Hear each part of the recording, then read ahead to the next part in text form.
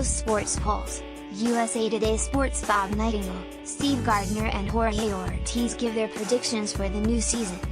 USA Today Sports. Toronto, the free agent market was a dead this winter, leaving Major League Baseball players and their agents seething. Ultimately, baseball's average salary compared to 2017 amounted to a cost of living bump, as it rose 3%, and the ramifications from this depressed market may only be beginning. In USA Today Sports' annual survey of opening day payroll, the average salary this season is $4.61 million compared to $4.47 million last year. A record 130 players will earn at least $10 million, compared to 124 players a year ago and 107 players in 2016, led by Los Angeles Angels center fielder Mike Trout's $34.08 million salary.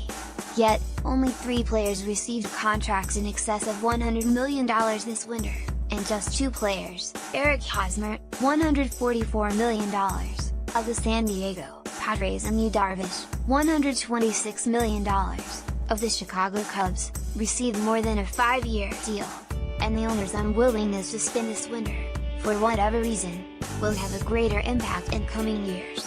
Teams spent $1.98 billion on 65 multi-year contracts this winter, compared to $2.98 billion on 57 deals a year ago, and $2.06 billion on 30 multi-year contracts in 2016. Just 10 teams managed to even spend the $50 million they received for their cut from the MLB advanced media sale to Disney, invoking anger from the union and threats of potential collusion grievances. "I think we have to let this thing play out 3 to 5 years," said ESPN analyst Alex Rodriguez, whose $275 million contract finally is cleared off the Yankees' books, to see where the chips lay. "I just think teams are smarter and more disciplined with management and ownership." Certainly, the marquee opening day matchup, of the New York Yankees and Toronto Blue Jays, 2 giants of the sport, with overflowing revenues, deep pockets and a burning desire to win, symbolize the angst of the players' union. These franchises have 6 players who will earn $20 million or more this season, and 13 players earning at least $10 million. Yet, when it came to free agency this winter, the Yankees spent only $14 million in the free agent market while the Blue Jays paid $17 million. Sure, the Yankees took on a major commitment with their acquisition of slugger Giancarlo Stanton, yet, who would ever have imagined we'd see the day the Oakland Athletics, $18 million, would spend more than both franchises, dwarfing even the $4 million the powerful Los Angeles Dodgers spent? "It's a weird time," Washington Nationals second baseman Daniel Murphy said. "I read a lot of articles about it, the collusion talk, the poor execution of the CBA, and all the things have been thrown out there. I don't have an answer. I'm not in position to accuse anybody of anything. There's obviously a reason why this year something dramatic happened in free agency that hadn't happened before.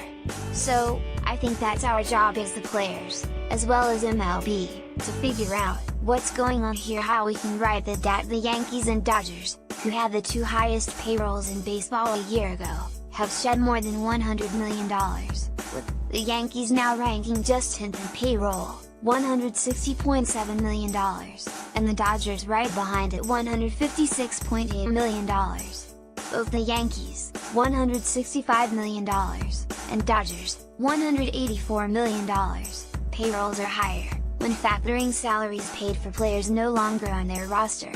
Yet, even when factoring benefits and salaries to players on the 40-man roster, both clubs remain below the $197 million luxury tax threshold, fulfilling key off-season goals.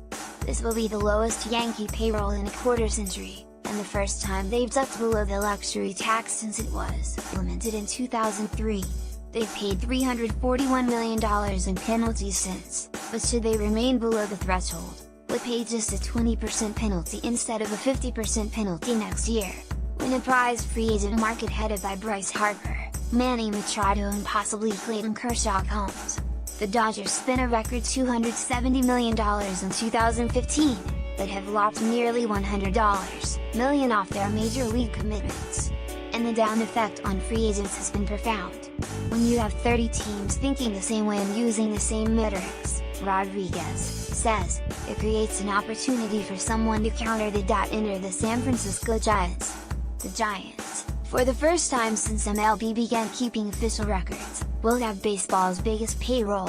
Players on their opening day roster will earn $220.3 million, $64 million more than they ever spent at the start of the season, with 10 players earning at least $13.5 million. The Giants' payroll, however, includes infielder Pablo Sandoval's entire $19.6 million salary. The Boston Red Sox, who released Sandoval last year, are paying all but $545,000 of his salary. With Sandoval's dollars factored in, Boston has the highest payroll at $224.2 million. The union's biggest concern, however, are the rebuilding teams who aren't aggressively trying to win. There's a growing sentiment among players and agents suggesting that a salary cap may be necessary in the future, providing that there's a salary basement floor. 10 teams are spending less than $100 million on their opening day roster, with the A's ranking 30th in expenditures at $62.65 million. This winter was a little crazy, and we got a glimpse at what can possibly happen, says Machado, who is expected to be heavily pursued by the Yankees. Hopey, we'll see a difference next year. For all of our sakes, follow Nightingale on Twitter and Facebook.